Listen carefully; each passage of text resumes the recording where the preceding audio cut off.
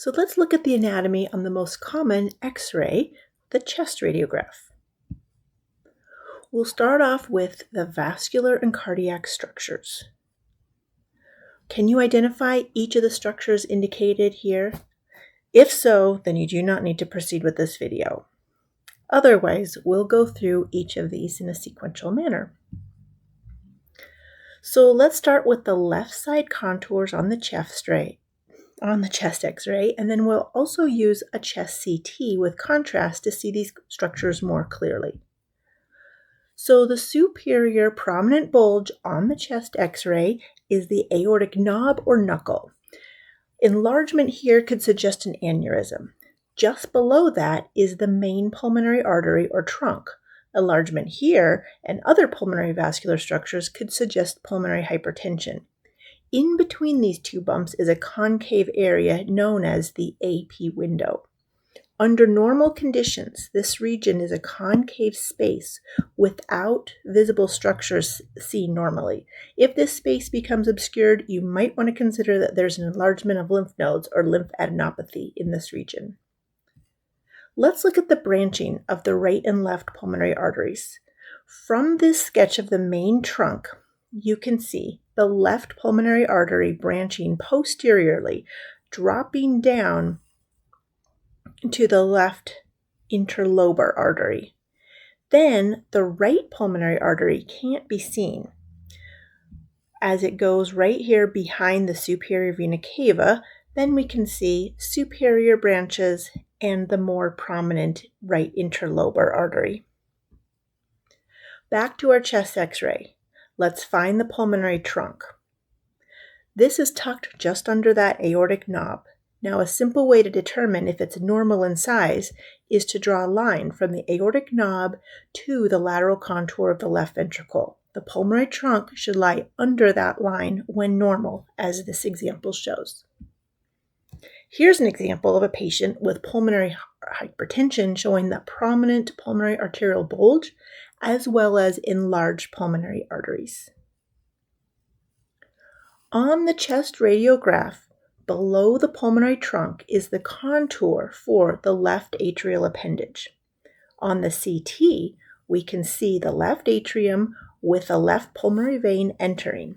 However, this view is a bit more posterior and we can't see the protrusion of the appendage of the left atrium that forms the contour on the chest X-ray. So we need to move the CT anteriorly to better view this structure.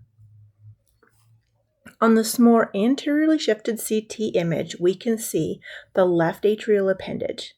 Below that is the left ventricle. However, we need to shift even more anteriorly on the CT to see more of the left ventricle. This CT position provides a better view of the left ventricular shape.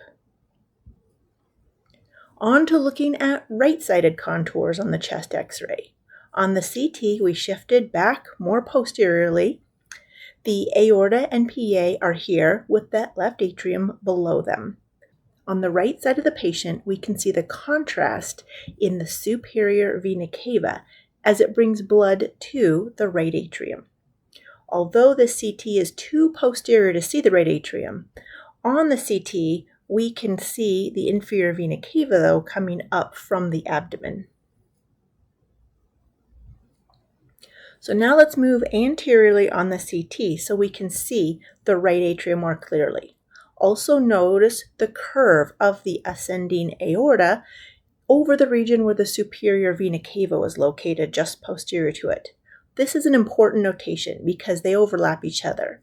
So changes in this line can indicate changes with the ascending aorta. To highlight this, the image on the right is from a patient with an ascending aortic aneurysm, compared to the normal chest X-ray on the left. This is the corresponding CT image from that same patient showing the massively enlarged ascending aorta. Now that we've gone through the cardiac and vascular structures, you should feel comfortable identifying each of these regions indicated by the numbers. Note, these numbers are different than the numbers that we started with. I just isolated it just to the structures we've gone through thus far. Now let's move on to identify the negative outlines of the airway structures. The chest X-ray here is more clearly seen airways. Let's zoom in. Can you see the outline of the airway? They're shaded darker because of the air inside in contrast to the vessels. Here it makes it a little bit easier. I've outlined them for you. Try to identify the air spaces that are outlined in green. Let's start with the CT to identify all the structures that we can before returning to the chest X-ray, because they're a lot more obvious and clearly seen with the CT. So pause here to identify airways, vascular structures, cardiac structures, soft tissues, organs. Whatever you see, try to identify it. Here, I've labeled most of the structures that you should be able to identify. Regarding the pulmonary structures, the left image, we can see the trachea, main bronchi, and lobar branches. On the right image, within the lung parenchyma, we can see smaller bronchioles in the lungs with contrast-filled arteries next to them. Other structures you should know are indicated. Now back to the chest X-ray. Let's look for these airways. Take a moment before we proceed for you to identify the trachea, carina, left main bronchus, right main bronchus, and respective lobar branches. Here, we'll make it a little bit more simple. We outlined it. So the trachea divides into your right and left main bronchi with the carina at the bifurcation point.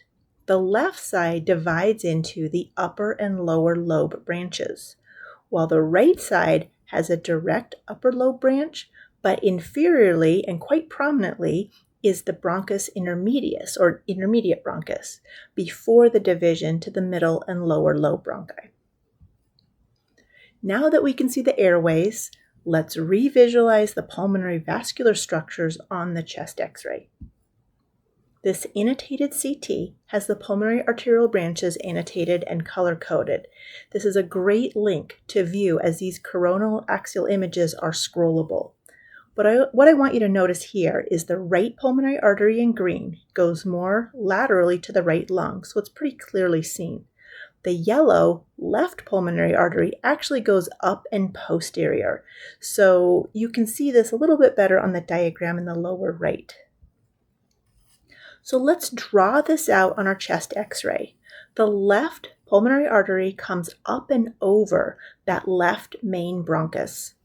On the right side, we see the very distinct branch of the right pulmonary artery that drops downward to the interlobar artery. This is just lateral to the right bronchus intermedius. Finally, the red oxygenated pulmonary veins return blood back to the left atrium. Finally, there are a few more details to look for. The costophrenic recesses or angles are important spaces to look for fluid. The cardiophrenic angle changes can indicate lymphadenopathy on the right side or a Morgani hernia from the congenital defect on the anterior diaphragm. Along the right side of the trachea, just above the right main bronchus, is a distinct line called the paratracheal stripe. This is the line from the tracheal wall to the pleural surface of the lung. It looks like a stripe. The bottom end is the azygous venous arch. The paratracheal stripe is narrow, but widening of it can indicate a mass or pleural effusion. In the center of the trachea, just above the clavicular heads, can you see a vertical white line? It's not always seen, but you can in this one, and its absence could indicate a mass in that space.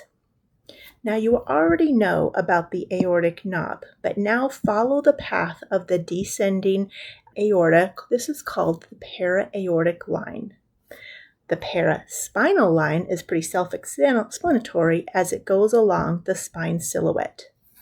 Finally, the azygous esophageal recess or line curves up behind the heart. Changes to this feature indicates something is going on in the mediastinum. Here's a diagram to show some of these features more clearly. Now you should be more comfortable identifying the structures indicated on this chest X-ray.